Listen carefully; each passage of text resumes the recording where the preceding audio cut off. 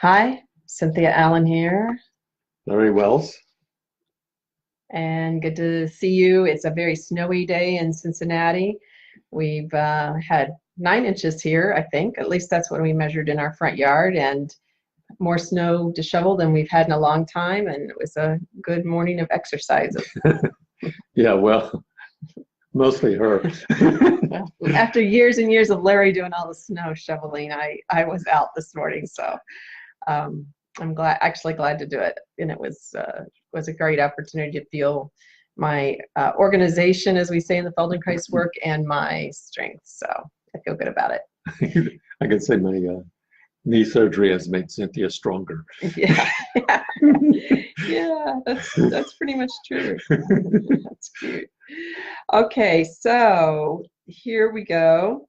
Larry is going to get us started here with a little bit of information about um, what we talked about last time. Just a really quick recap of what we talked about last time. Well, basically, we're talking about New Year's resolutions and mostly why they are not successful and people don't keep them. And it's because of the internal conflict that we don't really address generally. So there's a part of me that wants to change, a part of me that doesn't want to change, and the part that doesn't want to change has been in control for a long time, and so there is that conflict. Then we also talked about the fact that it seems to us that a New Year's resolution has something to do with shame rather than guilt or even actually setting goals. So I think we want to talk a little bit about that today, right? Right. So were you making a difference between shame and guilt? You threw Yeah, guilt in there the way. definitely is a difference between shame and guilt. Guilt is I did something wrong or I do something wrong, and shame is I am something wrong. Okay. It has to do with identity and an assumption about my nature. Okay. So I'm a huge fan of goals. And you might know that by the amount of things I accomplish and do in a year, that I'm a pretty big fan of goals. Now, I'm not actually one who thinks that goals have to be necessarily met on their time schedule. Sometimes it takes me 2 or 3 times as long to meet the goals that I have established. And what I mean, like something I want to do this year might actually take me 2 or 3 or 4 years to actually pull off, even though I'm trying in successive approximations. It doesn't have to be that way for everybody. I have a tendency to shoot kind of large for my goals, and then I have to do the process of chunking down, as they say in Larry's field NLP, right? of neurolinguistics programming. So I'm a huge fan of goals. And one of the things that I think is really important for goal setting for me is to think about what states I want to invite into my life. So I think about this year that I want to invite spaciousness and I want to invite fluidity into my life. And then I think about the goals in relationship to those states. That's something that I do. Now, within that, there has to be something a little bit more maybe tangible than just going from, let's say, doing a Facebook Live to a state of fluidity or spaciousness. There has to be something else. So maybe I want to reach a certain number of listeners. I want to have a certain number of people in our Living Through Your Learning Body group. I might want to increase our ability to reach people through our online membership. These would be more tangible goals. And I would relate that then to how is having that provide me sense of spaciousness and fluidity. And if it doesn't, I have to stop and rethink about whether or not that's really the goal that I want to be undertaking. I just want to say one more thing, and then I'm almost just going to turn this over to Larry, is that people who don't set goals, I'm sorry, but you don't accomplish very much. And I see this frequently. If people wonder how other people get things done, it does have to do with a form of goal setting, in my opinion. Now, some people set goals with no intention of setting goals. That is, they don't think of them that way. They say, oh my gosh, someone's having a baby. I'm going to do that baby blanket over there. I'm going to get them a baby blanket ready. That's a goal, okay? And that's, they may not expressly state it as a goal, but it's definitely a goal. And they get something done that they want to get done. Or maybe it's some improvement on the house. That's a goal. Perhaps it is you want to change how many curse words you say. Maybe you want to say more. Maybe you want to say less. That's a goal. So it doesn't have to be around business. But if you want to improve in some way, or grow in some way with purpose, I believe that goals are very, very valuable. Now, Larry's going to tell us some things that are important to understand about goals. Yeah, some people have difficulty achieving goals because they don't know how to form appropriate or goals that can be reached. In NLP, we've learned that there are at least 5 conditions for a well-formed outcome or for a goal. One of them, it has to be stated positively. I have to be able to say, this is what I want, rather than what I don't want. I sometimes have people come into my office and say, I'm a smoker and I want to quit smoking. And my response is, why? What do smokers do? Smokers smoke. So if you're identified with it, but they also will come in and say, well, I don't want to do this, or I don't want to do that. I don't want to. And it has to be stated positively. The question is, what are you going to do instead?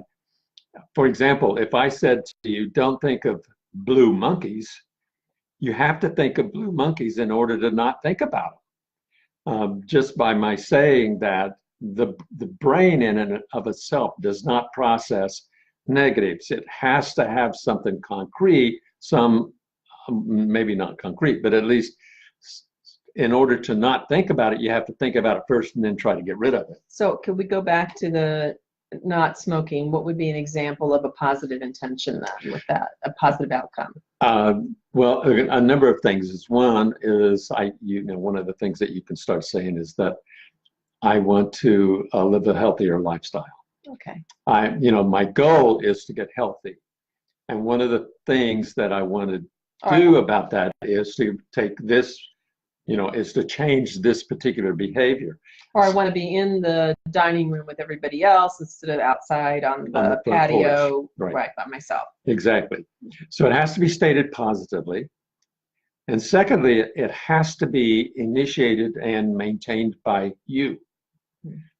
For example, when I was working with youth, I would have people come in to me and say, I want Charlie to like me.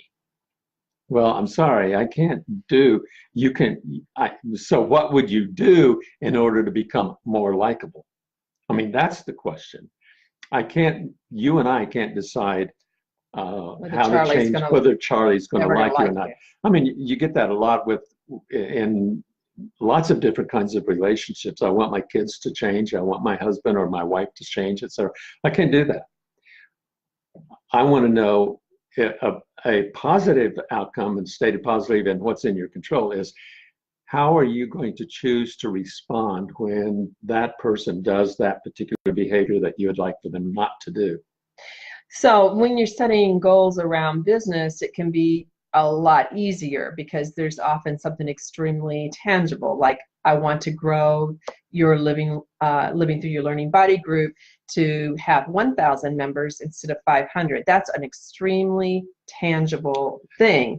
But when we're talking about some part of self-improvement, so let's say that I would need to be willing to be more present, something you've heard me maybe talk about in past videos, that I tended to come out and be seen and then run away and then hide for a long time. Well, you can't do that and grow followers. You have to be present more regularly. So then my goal would be to be able and willing to be more present on a regular basis.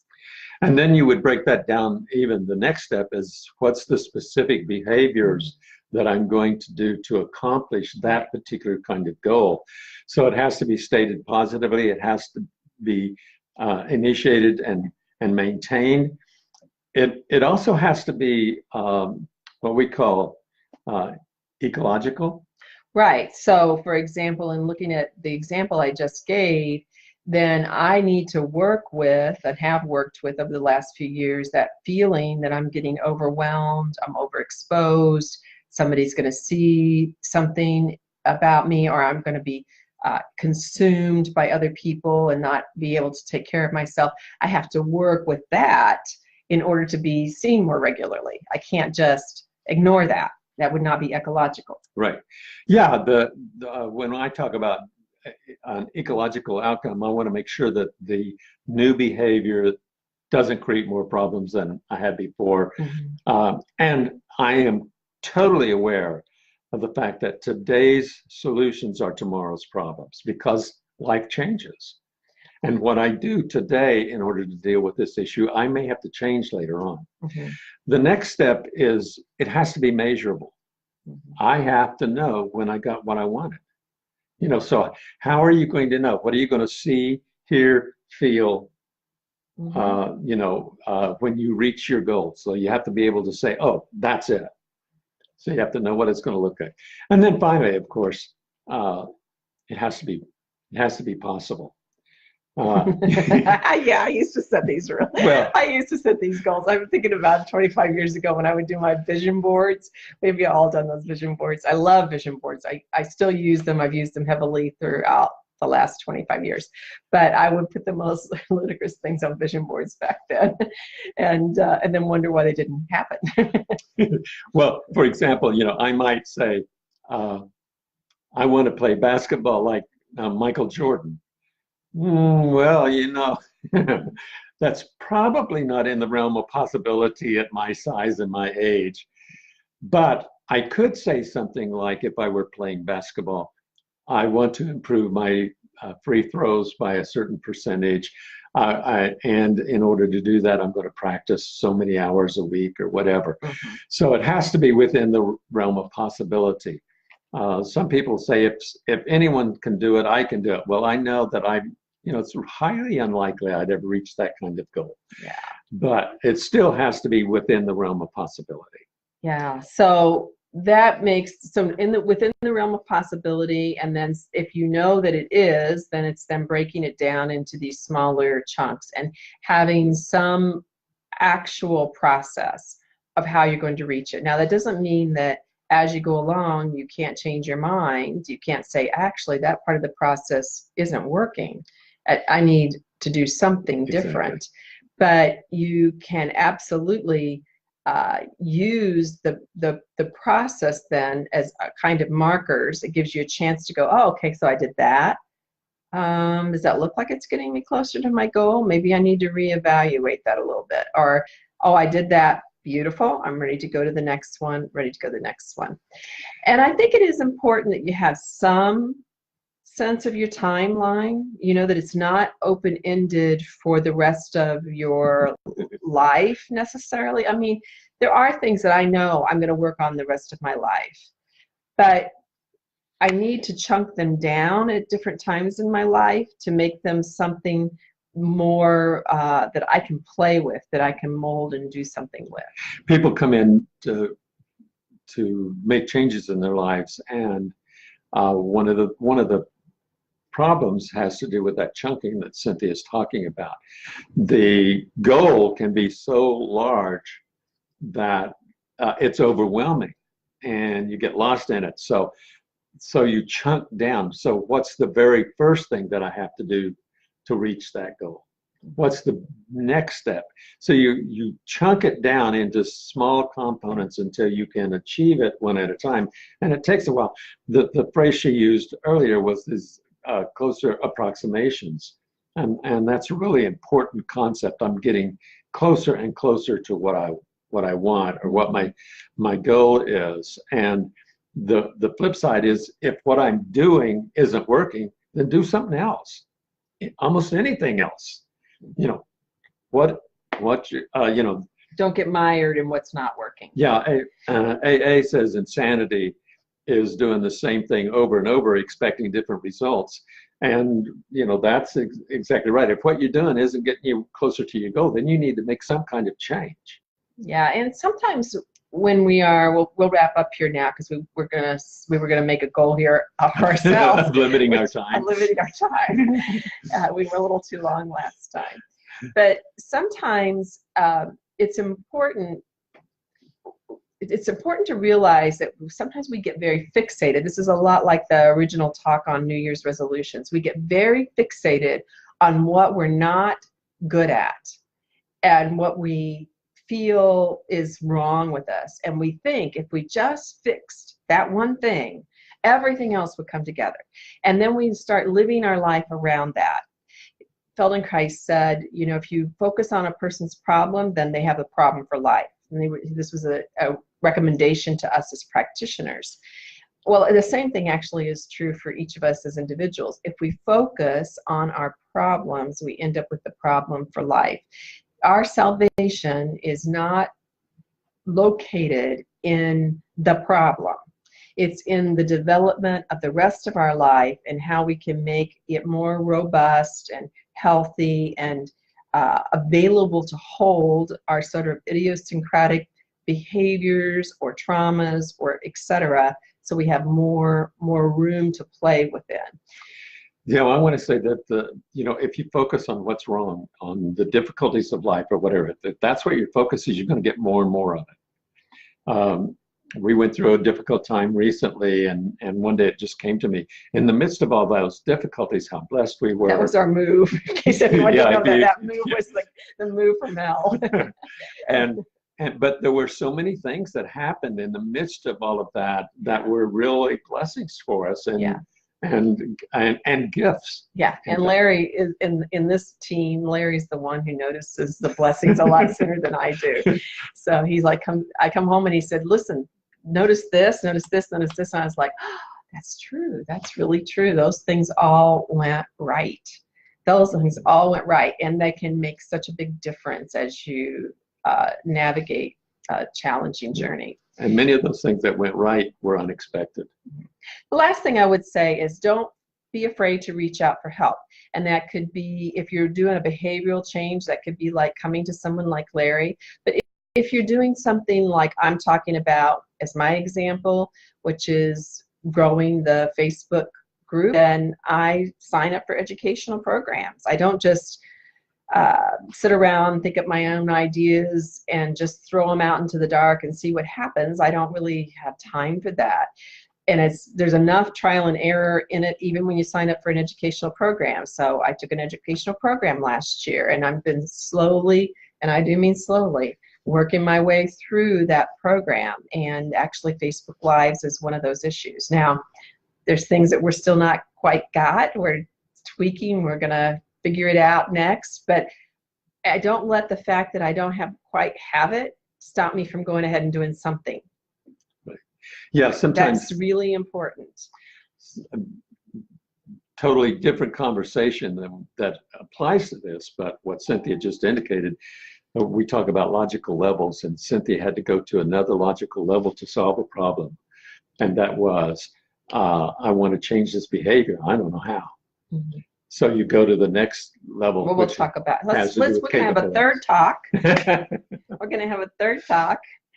And we'll talk about the differences between behaviors, beliefs, identity, those kinds of things, because I think Larry's got some really cool stuff to offer about that.